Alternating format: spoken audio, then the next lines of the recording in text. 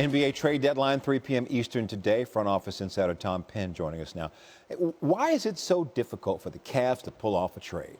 Well, you can't just get better, right? The reality is there's money, there's talent. You got to find a dancing partner. And as the clock ticks, it's complicated in Cleveland. They have the highest payroll in the league, and it's going to be really difficult for them to make a deal work in the next 5 hours, 39 minutes, 34 seconds. Here's why. Okay.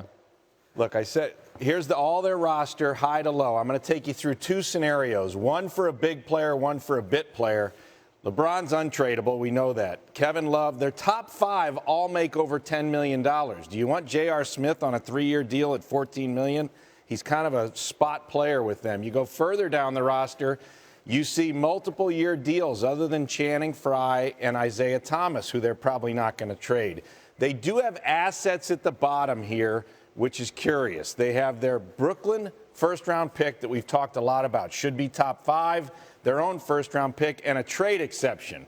So come back to this idea of getting DeAndre Jordan. I'm going to come back to the rich players, because if they're going to bring in DeAndre Jordan's number at 22.6, they could easily trade Kevin Love. Same number, right, Jay? Right, it matches dollar for dollar. When you're over the cap, it has to match. But if you're going to go to Tristan Thompson, you got to add in other players. It's just hard to see a deal work.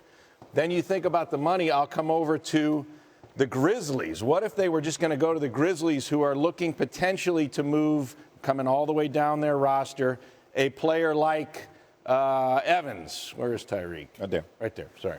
It's okay. So Tyreek would come to the Cavs, and you'd come back, and the Cavs could use their trade exception. But I'm going to show you how much that costs them money-wise, because if they use this trade exception and Tyreek comes in to that, then you're going to see this tax number go through the roof from 43 to 57 on this two-team trade.